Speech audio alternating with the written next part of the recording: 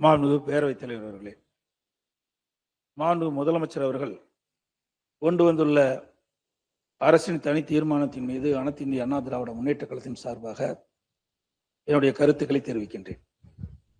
தமிழக மக்களின் உரிமைக்காகவும் அவர்களின் மேம்பாட்டிற்காகவும் தொடர்ந்து பாடுபடும் இயக்கம் அனைத்து இந்திய அண்ணா திராவிட முன்னேற்ற கழக இயக்கம். அனைத்து இந்திய அண்ணா திராவிட முன்னேற்ற கழகத்தின் தொகுதி மறுவரை குறித்து நிலைப்பாடு தெளிவானது. அதாவது மாநிலங்களுக்கு, குறிப்பாக தமிழ்நாடு போன்ற மக்கள் தொகை கட்டுப்படுத்திய மாநிலங்களுக்கு 1971 மக்கள் தொகை அடிப்படையில் நிர்ணயிக்கப்பட்ட விகிதாச்சார பிரதிநிதித்துவம் குறைக்கக்கூடாது. தமிழ்நாட்டுக்கு தற்போது 39 நாடாளுமன்ற உறுப்பினர்கள் இருக்கின்றார்கள்.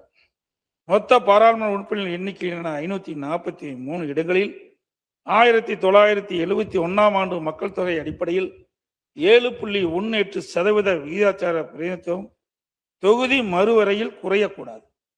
இதுதான் எங்கள் தேர்தல் அறிக்கையிலும் அனைத்து இந்திய அண்ணா திராவிட முன்னேற்ற கழக சார்பாக நாங்கள் தெரிவித்துள்ளோம். தொகுதி மறுவரையில் மாநிலங்களுக்கான தற்போதுள்ள விகிதாச்சாரம் குறையாமல் பாதுகாக்கப்படும் என்பது வெளிப்படையாக இல்லை. இந்த உறுதியை மத்திய அரசு வழங்க வேண்டும் என்று நாங்கள் வலியுறுத்தியதால் மாண்புமிகு மத்திய உள்துறை அமைச்சர் அவர்கள் 16/4/2026 அன்று நாளை நடைபெற்ற நாடாளுமன்ற கூட்டத்தொடரில் பேசுகின்ற போது தமிழ்நாட்டிற்கான விகிதாச்சார பிரதிநிதித்துவம் பாதுகாக்கப்படும் என உள்துறை அமைச்சர் அவர்கள் பாராளுமன்றத்திலே உறுதியளித்துள்ளார்கள். இதன்படி 39/439/543 என்ற நிலையில 7.18% என்ற விகிதாச்சாரம் கடைபிடிக்கப்படுவதால் உறுப்பினர் எண்ணிக்கை 50% உயரும். தமிழ்நாட்டுக்கு இப்பொழுது இருப்பதை விட கூடுதலாக 20 இடம் சேர்த்து 59 இடம் கிடைக்க வாய்ப்புள்ளது. எனவே மாநிலங்களுக்கான தற்போதுள்ள பிரதிநிதித்துவம் குறையாமல் எண்ணிக்கை 50% உயர்த்த வழிவகை செய்யப்பட வேண்டும் என்பது எங்களின் நிலைப்பாடு. எனவே எங்கள் நிலைப்பாட்டில் உறுதியாக இருந்ததால் தான் தமிழ்நாட்டிற்கு உரிமை பாதுகாக்கப்படுகிறது. இன்று தமிழ்நாட்டில் பெரிய ஊராட்சிகள், எனக்கு முன்னாலே பேசியது போல பெரிய ஊராட்சிகள் நிர்வாக வசதியாக 2ஆக பிரிக்கப்படுகிறது. அதே போல பெரிய ஊராட்சி ஒன்றியங்கள் நிர்வாக வசதியாக 2ஆக பிரிக்கப்படுகின்றது. பெரிய தாலுக்காக்கள், பல தாலுக்காக்கள் பிரிச்சிருக்கிறார் நிர்வாக வசதியாக. பல கோட்டங்கள் பிரிக்கப்பட்டுகின்றன. அதே போல பல தொகுதிகள் என்று அடங்கிய பெரிய மாவட்டங்கள் நிர்வாக வசதிக்காக பிரிக்கப்பட்டுகின்றன. அனைத்து இந்திய அண்ணா திராவிட முன்னேற்ற கழக அரசு இருக்கின்ற பொழுது, நான் முதலமைச்சர் இருக்கின்ற பொழுது 6 மாவட்டத்தை பிரித்திருக்கிறோம் நிர்வாக வசதிக்காக.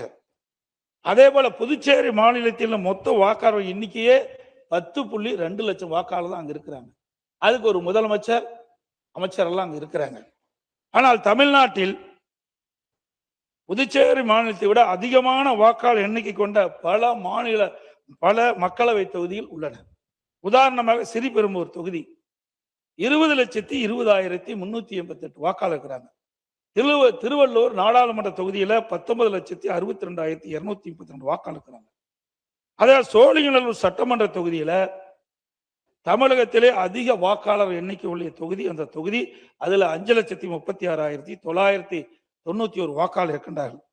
எனவே நிர்வாக வசதிக்காக வாக்காளர் அதிகம் உள்ள மக்களவை தொகுதி மற்றும் சட்டமன்ற தொகுதியை வாக்காளர் எண்ணிக்கை மற்றும் பரப்பளவின் அடிப்படையில் தொகுதி மறுவரை செய்வதில் எந்த தவறும் இல்லை.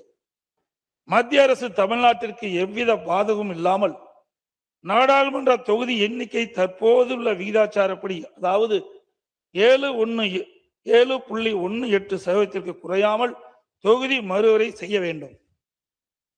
அதோட இன்றைக்கு பெண்களுக்கு 33% இடஒதுக்கீடு தொடர்ந்து வலியுறுத்தி கொண்டிருந்தார்கள். இதையும் புரட்சி தலைவி அம்மா அவர்கள் தமிழகத்துடைய முதலமைச்சர் இருந்த காலகட்டத்தில் 1998 மத்தியில மறைந்த ஓட்டுதலுக்குரிய மரியாதைக்குரிய வாஜ்பாய் அவர்கள் பிரதமராக இருந்த காலத்தில் அந்த மத்திய ஆட்சியில் அனைத்து இந்திய அண்ணா திராவிட முன்னேற்ற கழகம் பங்கு வைத்தது. அதில் அனைத்து இந்திய அண்ணா திராவிட முன்னேற்ற கழகத்தை சேர்ந்த மரியாதைக்கு அண்ணன் தம்பித்துறை அவர்கள் சட்டத்துறை அமைச்சராக இருந்தார். மாண்பு அம்மாவுடைய ஆணைக்கு இணங்க நாடாளுமன்றத்திலும் சட்டமன்றத்திலும் 33% பெண்களுக்கு இடஒதுக்கீடு வழங்க வேண்டும் என்ற அந்த சட்ட மசோதாவை நாடாளுமன்றத்திலே தாக்கல் செய்து பேசிக் கொண்டிருந்த பொழுது எதிர்வரிசையில் இருந்த நாடாளுமன்ற உறுப்பினர்கள் அந்த மசோதை பிடி கிழித்தெறிந்து விட்டார்கள். ஆகவே அனைத்து இந்திய அண்ணா திராவிட முன்னேற்ற கழகம் 1998 நாடாளுமன்றத்திலே பெண்களுக்கு நாடாளுமன்றத்திலும் சட்டமன்றத்திலும் 33% இடஒதுக்கீடு பெற்றுத் தருவதற்கு முயற்சி செய்யப்பட்டது.